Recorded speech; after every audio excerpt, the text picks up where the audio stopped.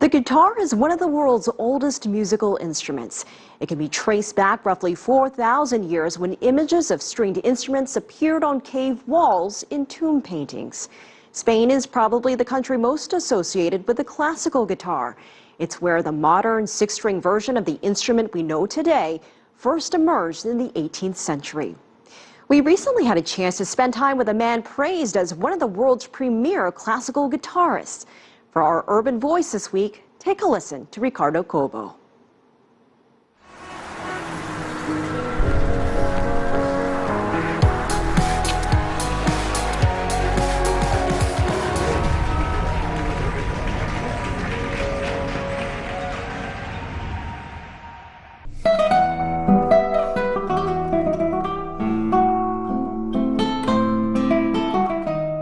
You know, my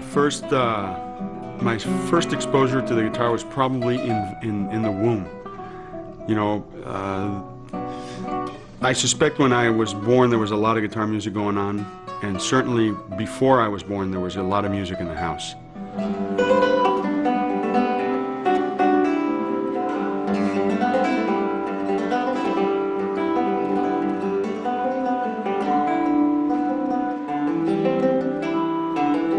He is one of the leading players of classical guitar.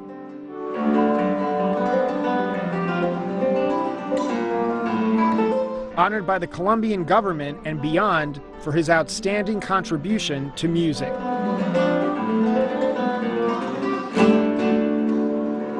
There is no one way to describe Colombian music. It's so many different things. I mean, native Colombian music is not just salsa, it's a lot of things. It's, you know, son, salsa, bachata, you know, mapalé, cumbia, pasillo. It depends on what regions you go.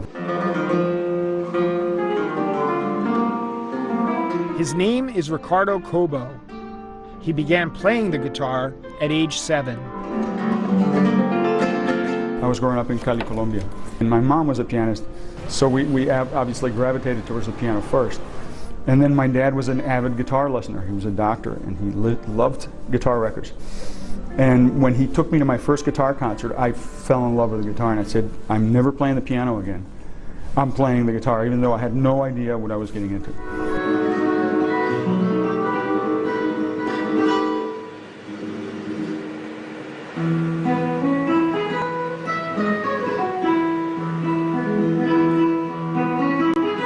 I had several teachers when I was a kid, and they were very hard to come by. You know, a guitar teacher back then was a real, you know, leap of faith.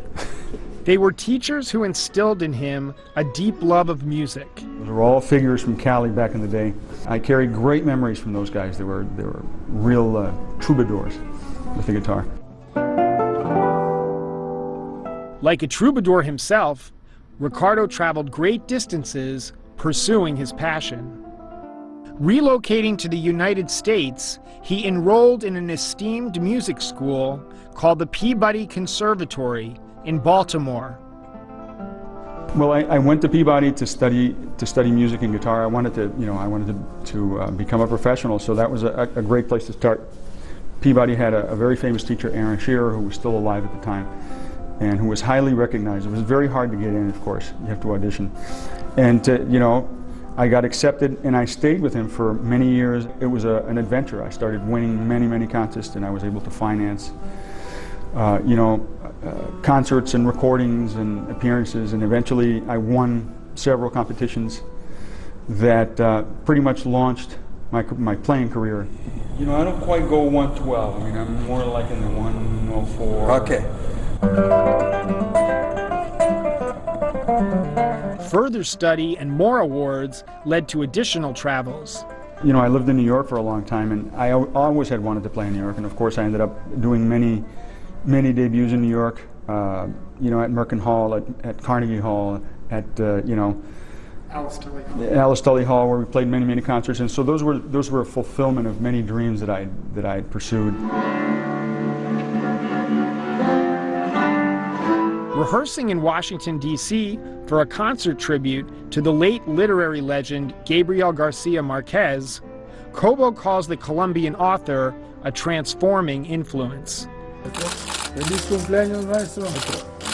such a huge literary figure who wrote so many books, Cien Años de Soledad.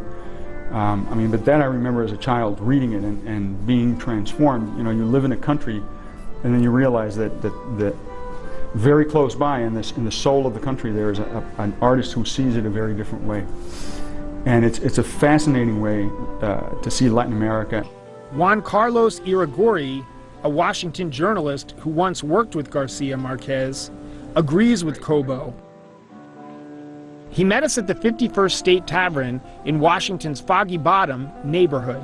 Well, as a journalist, he was marvelous. I mean, he wrote chronicles when he traveled across Europe, especially Eastern Europe in the 60s and the 70s. And he wrote about all some countries behind the Berlin Wall, the Iron Curtain in those days. So I think he influenced lots of journalists in Colombia mainly, and across Latin America because of his style. He was always telling you, you have to kill all the commonplaces when you write. I mean, that's one of the most important things you can do as a journalist. I mean, don't write the obvious things. You have to write something different. I think he also influenced the way we tell the history, we write history about Colombia. And he also influenced lots of musicians. For example, we have a style of music, a regional music called the vallenato in the Caribbean coast. Garcia Marquez loved the vallenato. He was one of the greatest friends of Rafael Escalona, the most famous musician of the vallenato. And Garcia Marquez used to say that 100 Years of Solitude was a vallenato of 400 pages. I mean, he loved music. So Garcia Marquez, I think, had a profound impact in how things are seen and how they are seen retrospectively. And it really has had a profound impact in painters, musicians, writers, of course.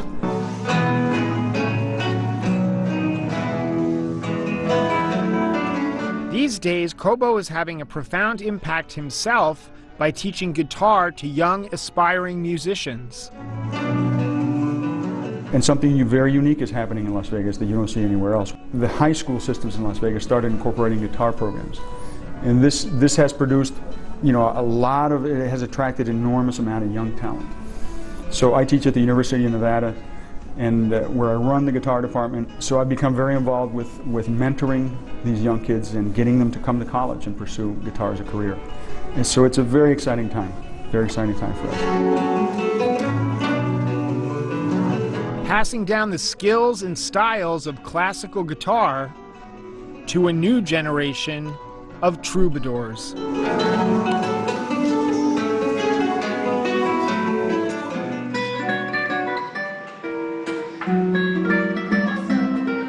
It has been a wild ride. It's been really fun for me.